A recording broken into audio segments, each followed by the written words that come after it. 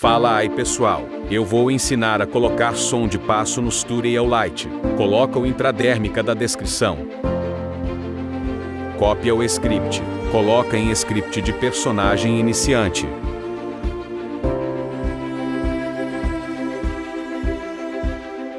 Agora é só publicar.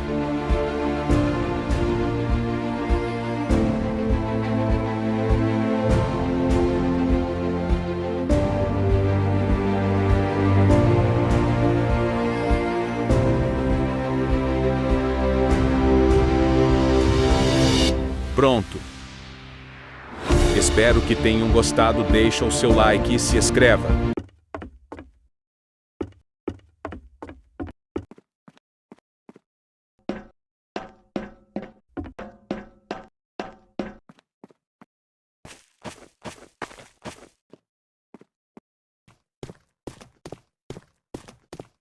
Chai.